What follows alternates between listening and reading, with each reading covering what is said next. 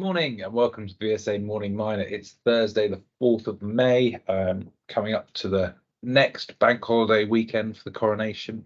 Again, it's me and Paul this morning. Paul, how are you today?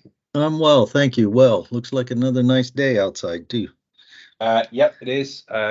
Bit quieter on the mining news front this morning, though. Shall we start with the Endeavour Q1 report?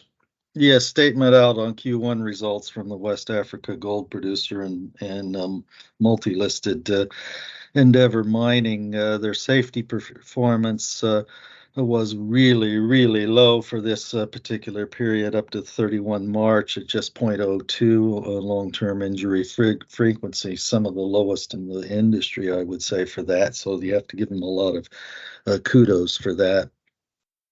They remain on target to reach their 2023 production guidance of at least 1.325 million ounces at all-in sustaining costs between $940 and $995 per ounce.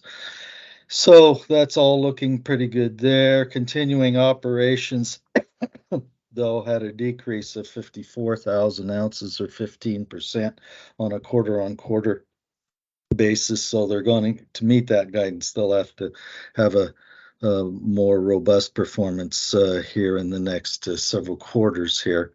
Mainly due that downturn due to production off at the Sabodala-Massawa complex in West Africa. So they'll be working on that to get the waste stripping in line with getting the better grade uncovered that they otherwise didn't have in the production circuit at this time. So with AI all-in sustaining costs right now coming in at $1,022 per ounce, so that was about a 7% increase from the other quarter. So we're still seeing costs rise for the miners here, but it does seem to be slowing down some at this point in time.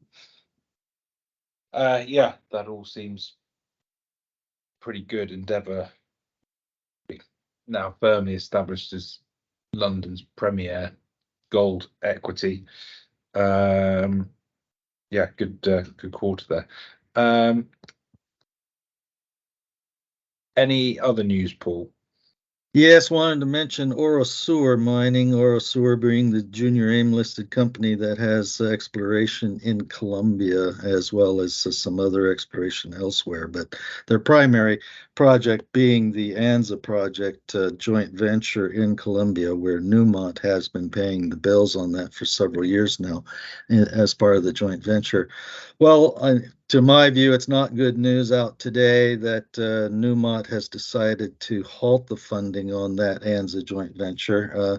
They did exercise all the way up into February, where they made their proper payments and have actually spent more than they were required to up to February at this point on ANZA. But given other priorities throughout the Newmont activities worldwide, it does appear that ANZA isn't going to make the cut going forward. So management is putting a brave face on it and saying they'd be happy to get the ANZA project back. But from my point, I'm not sure that Orosur shareholders would equally have such confidence, because it was other people's money that was paying for the exploration at ANZA, and the fact that Newmont is releasing it, or would be releasing it likely, indicates it's not going to have the production potential that Newmont was hoping it did.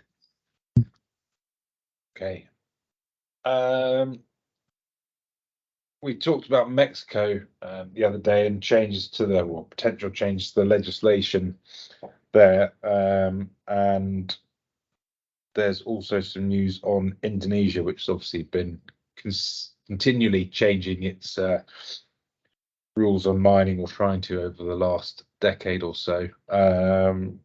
Any comments there, Paul? Yes, the latest news from Indonesia is the government is now, as negotiations re-enter again with Freeport Indonesia, the Freeport mining subsidiary there that operates the Grasberg mine, plus some of the milling and smelting operations. The ministers at Indonesia is saying they are seeking a 10% rise in their stake in the joint venture, which would bring government control up to 61% in that. And this is a continuation, I think, of rising interest by governments now that with the realization that mining revenues and profits are going to be improving as we go through this decade across the world in order to try to reach climate targets here. And as a result, they're seeking bigger pieces of the pie. And we've seen it